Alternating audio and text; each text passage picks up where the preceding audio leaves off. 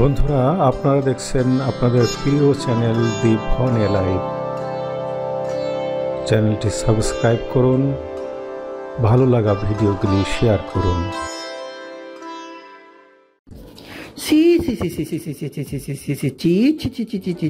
নিজের হুলার বউরে হিতে বিয়ে করি হালাইল, হিতে কেমনে মানুষ হয় গো। ছি ছি ছি ছি ছি ছি ছি। যখন কোনো পুরুষ তার পুত্রবধূকে বিয়ে করে ফেলবে, তখন মানুষ এইভাবেই লান্নত মেরে কিংবা অভিশাপ দিয়ে কিংবা তুচ্ছ তাচ্ছিল্য করে কথা বলবে। এটি আমাদের বাংলাদেশের সমাজের নিয়ম।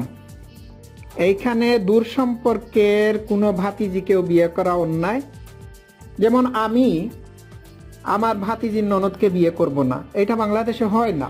বাংলাদেশের সমাজে এইরকম হলে এই ধরনের বেটাকে বা পুরুষকে বাংলাদেশের মানুষ এক ঘরে করে দেবে, সামাজিকভাবে বয়কট করবে।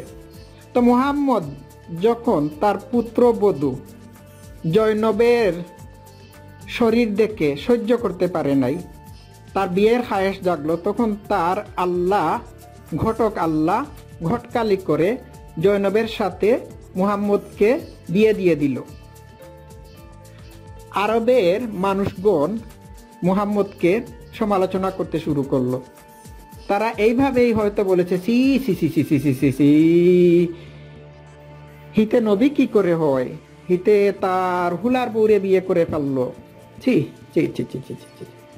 তখন আল্লাহ, মুহাম্মদের ঘটক আল্লাহ, একটা আয়াত নাজিল করলো, সূরা আহজাবের 40 নম্বর আয়াত। ভালো করে শুনুন। মুহাম্মদ তোমাদের কারো বাবা নন। সুতরাং মুহাম্মদ যদি মুমিনদের বাবা না হয়ে থাকেন, তাহলে তো তার জন্য বিয়ে করা বৈধ, বিয়ে করাটা হচ্ছে জায়েজ ব্যাপার। তো মুহাম্মদ জয়নবকে বিয়ে করার, তার পুত্রবধূকে, পালক পুত্রবধূকে বিয়ে করার সাথে সাথেই আরবের একটা মানবিক ট্রেডিশনকে সম্পূর্ণরূপে খতম করে দেওয়া হয়। এটি আরবের মানুষের কাছে খুবই একটি মানবিক ট্রেডিশন ছিল। অ্যাডপ্ট করা এতিম, তারপর অসহায় কিংবা দুর্দশাগ্রস্ত বাচ্চাদেরকে অ্যাডপ্ট করা বা পালক পুত্র বা পালক কন্যা হিসাবে গ্রহণ করা ছিল আরবদের কাছে একটি মানবিক প্রথা।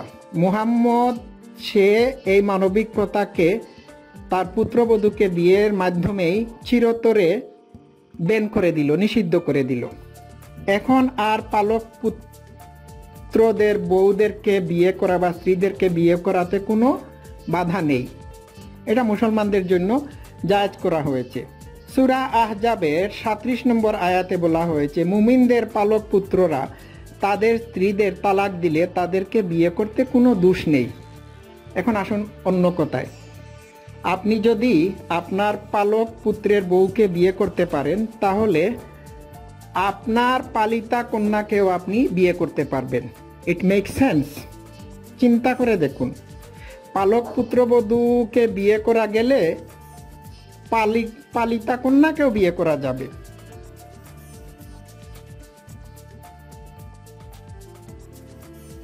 তার বিয়ে হোক বা না হোক, তাকে আপনি বিয়ে করতে পারবেন।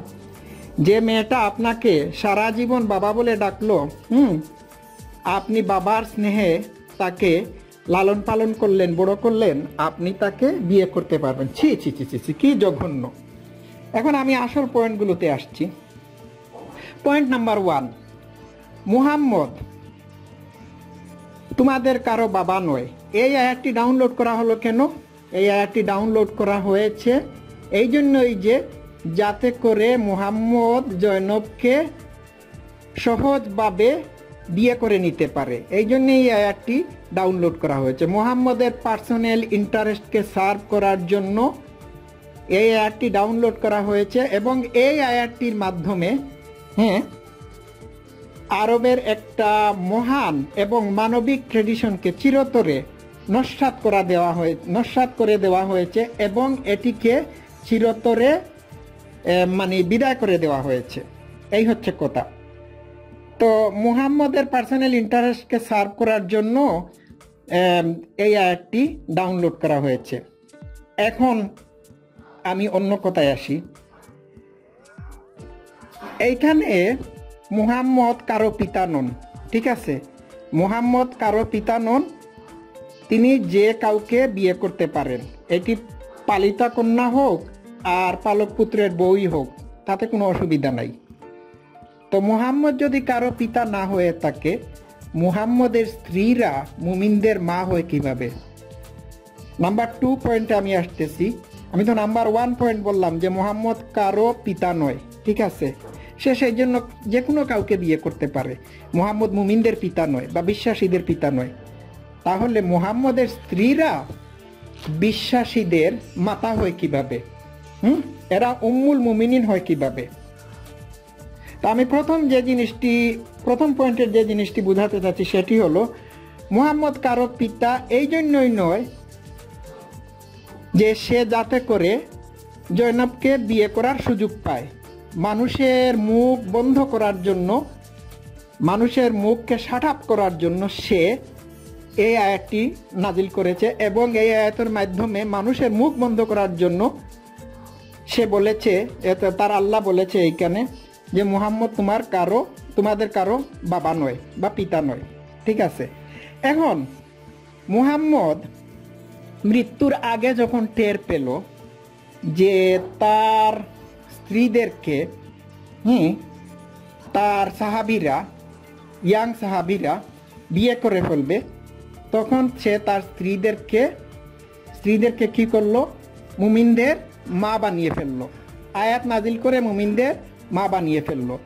যেভাবে নিজেকে মুমিনদের পিতা না বানানোর জন্য আয়াত নাজিল করেছিল, যাতে করে সে জয়নাবকে বিয়ে করতে পারে। যখন মুহাম্মদের বয়স আস্তে আস্তে বাড়তে শুরু করলো, তখন মুহাম্মদের ইয়াং সাহাবীরা খায়েশ করতো বা ইচ্ছা পোষণ করতো যে মুহাম্মদ মারা যাওয়ার সাথে সাথেই এদের ইয়াং বিবিদেরকে আমরা বিয়ে করে ফেলবো। কারো কারো আয়েশার প্রতি খায়েশ ছিল, হয়তো বলেছে, ইস, মুহাম্মদের বেবি ওয়াইফ আয়েশা, আহারে কি একটা মাল, নবী মারা যাওয়ার সাথে সাথেই আমি আয়েশাকে বিয়ে করব। কেউ হয়তো বলেছে, ও সাফিয়া কি একটা জিনিস, নবী করিম সাল্লাল্লাহু আলাইহি সাল্লাম মারা যাওয়ার পরে আমি তাকে বিয়ে করব। এই ধরনের হয়তো আলাপ চলতো, নবীর ইয়াং সাহাবীদের মধ্যে এই ধরনের আলাপ চলতো। তারা ভেবেছিল যে এই বুড়া কোনো কিছুই করতে পারে নাই, তাহলে মোরা তাদের খায়েশ পূরণ করতে পারে নাই, অবশ্যই আমরা তাদেরকে বিয়ে করব। এই ধরনের একটা মনোবৃত্তি তাদের মধ্যে ছিল। মুহাম্মদ এইটা টের পেয়েছে, পাওয়ার সাথে সাথেই একই সূরা আহজাবের 6 নম্বর আয়াতে তার আল্লাহর মাধ্যম দিয়ে বলিয়েছে, নবী মুমিনদের প্রাণাধিক প্রিয় এবং পত্নীগণ তাদের মা। চিন্তা করে দেখুন, মুমিনরা যাতে বিয়ে না করতে পারে, তার বউদেরকে যাতে বিয়ে না করতে পারে, তার মৃত্যুর পর যাতে বিয়ে না করতে পারে, সেই বিয়েকে রোধ করার জন্য তার পত্নীদেরকে সে মুমিনদের মা বানিয়ে ফেলেছে। এখন কি কেউ কারো মাকে বিয়ে করতে পারে না? তাইলে মা বানাইলো কেন?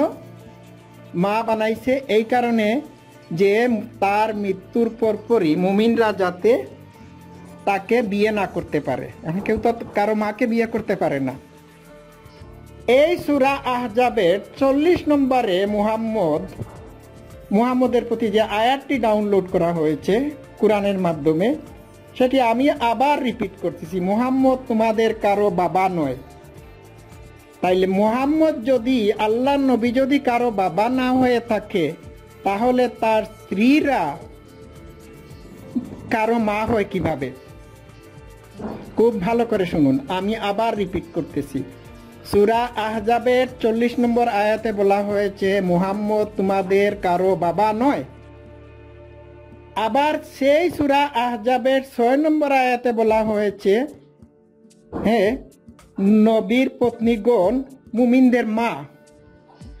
নবী যখন কারো মুমিনদের বাবা হতে পারল না জৈনবকে বিয়ে করার জন্য, তাহলে তার পত্নীগণ মুমিনদের মা হয় কিভাবে? খুব ভালো করে শুনুন। সূরা আহজাবের 40 নম্বর আয়াত, সূরা আহজাবের 6 নম্বর আয়াত।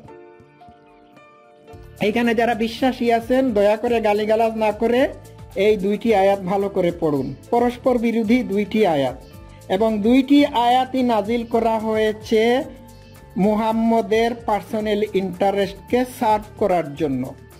মুহাম্মদ কারো বাবা নয়। আবার বলা হয়েছে মুহাম্মদের পত্নীগণ বিশ্বাসীদের মা। তো বিশ্বাসীদের মুহাম্মদের পত্নীগণ বিশ্বাসীদের মা হয় কিভাবে? বাবা ছাড়া কিভাবে বাচ্চা পয়দা হয়? তাইলে এই বিশ্বাসীগণ কি জারজ ছিল? মুহাম্মদের বউরা যদি বিশ্বাসীদের মা হয়ে থাকে আর মুহাম্মদ যদি বিশ্বাসীদের বাবা না হয়ে থাকে, তাহলে এই বাচ্চাগুলো কে পয়দা করলো? এই বিবিদের সাথে মুলাকাত করে বাচ্চাগুলো কে পয়দা করলো? ঠিক আছে, তো এই ধরনের পরস্পর বিরোধী আয়াত। ঠিক আছে, এখন আমি আরেকটি ব্যাপার দিয়ে বিষয় নিয়ে মুহাম্মদের এই কোরআনের এই আয়াতটি খণ্ডন করব। আরবে প্রাচীনকালে আরবে একটি প্রথা ছিল, এটিকে বলা হতো জিহার। জিহার মানে হচ্ছে, জিহার প্রথাটি ছিল এইরকম যে স্বামী কর্তৃক স্ত্রীকে মায়ের পিঠের সাথে তুলনা করলে এটি জিহার হয়ে যেত, এবং জিহার হলে স্ত্রীদের সাথে মানে সম্পর্ক ছেদ হতো। এখন এইখানে এই জিহারকে নিরুৎসাহিত করে সূরা মাজদালার 2 নম্বর আয়াতে বলা হয়েছে, তোমাদের কেউ জিহার না করলেই সে তার মা হয়ে যায় না। হ্যাঁ, তোমাদের কেউ জিহার করলেই সে তার মা হয়ে যায় না। ভালো করে শুনুন। সন্তান জন্ম দান না করে তার মা হয় না, সে তার মা হয় না। তাদের কথা অসঙ্গত এবং ভিত্তিহীন। সূরা মাজদালার 2 নম্বর আয়াতে বলা হয়েছে যে কেউ যদি সন্তান জন্ম দান না করে, হ্যাঁ, তাহলে সে কারো মা হয় না। কাউকে যদি সে জন্ম দান না করে থাকে, তাহলে সে কারো মা হয় না, সে তার মা হয় না। তাদের কথা অসঙ্গত এবং ভিত্তিহীন। সূরা মাজদালার 2 নম্বর আয়াতে বলা হয়েছে যে কেউ যদি কাউকে জন্ম দান না করে থাকে, তাহলে সে কারো মা হতে পারে না। এই যুক্তি, এটি হচ্ছে অযৌক্তিক এবং ভিত্তিহীন। তাইলে এই আয়াতটি সূরা মাজদালার 2 নম্বর আয়াত আপনারা পড়বেন। এই আয়াতটি বলে দিল, কোরআনের এই আয়াতটি বলে দিল যে বাবা হওয়া যাবে না যদি কাউকে সন্তান হিসাবে জন্মদান না করা হয়। কেউ কারো মা হতে পারবে না যদি সে তার ঔরসজাত না হয়ে থাকে, বা বায়োলজিক্যাল মাদার বা বায়োলজিক্যাল ফাদার না হয়ে থাকে। তাহলে উম্মুল মুমিনিন কিভাবে হয়? মুমিনদের মা কিভাবে হয়? নবীর পত্নীগণ মুমিনদের মা কিভাবে হয়? তারা তো জন্মদান করে নাই, মুমিনদেরকে তো জন্মদান করে নাই। এই আয়াতটি তো প্রমাণ করে দিল যে কোরআনের এই বাণী ভিত্তিহীন এবং অযৌক্তিক। কোরআন নিজেই বলেছে সূরা মাজদালার 2 নম্বর আয়াতে, তাদের কথা অসঙ্গত ও ভিত্তিহীন। তাহলে কোরআনের যে বাকি 2-3টা আয়াত বললাম, এখানে আমি আলোচনা করলাম, এইগুলো কি অযৌক্তিক এবং ভিত্তিহীন না? তাহলে কোরআনের আল্লাহ কি ভিত্তিহীন অযৌক্তিক কথাবার্তা বলে না? মুখ দিয়ে এক কথা বলে, পাছা দিয়ে আরেক কথা বলে, ঠিক না? তো এই হচ্ছে আসল কথা। কোরআনে যত কিছু ডাউনলোড করা হয়েছে সবগুলো হচ্ছে মুহাম্মদের ব্যক্তিগত স্বার্থের সাথে জড়িত। সে যখন ভেবেছে যে সে জৈনবকে বিয়ে করবে, তার পুত্রবধূকে বিয়ে করবে, মানুষের মুখ বন্ধ করার জন্য সে আয়াত ডাউনলোড করিয়েছে, এই বলে যে সে কারো পিতা নয়, যাতে মানুষ সমালোচনা না করতে পারে। যখন দেখলো যে তার মৃত্যুর পরপরই তার স্ত্রীদেরকে তার সাহাবীরা বিয়ে করে ফেলবে, তখন এই আয়াত ডাউনলোড করলো যে মুমিনরা হচ্ছে নবীর পত্নীরা হচ্ছে মুমিনদের মা। তাহলে মাকে বিয়ে করা যাবে না। এরপর থেকেই কেউ তাদেরকে বিয়েই করতে পারলো না, বিয়ের পথ বন্ধ হয়ে গেল। তো দেখা যায় যে সে বিশ্বাসীদের পিতা নয়, আবার পিতা ছাড়া সে বিশ্বাসীদের পিতা না, আবার তার পত্নীরা হচ্ছে বিশ্বাসীদের মা। ঠিক আছে? তো এই মায়ের সন্তানগুলো তার কাছ থেকে আসে নাই, অন্য মানুষগুলো পেয়ার মহব্বত সুব্বত করে জন্ম দিয়েছে। তো সুপ্রিয় ভাই বোনেরা, আমার ভিডিওটি দেখলেন, শুনলেন, অবশ্যই যদি ভালো লেগে থাকে তাহলে এই চ্যানেলটি সাবস্ক্রাইব করুন। ধন্যবাদ সবাইকে।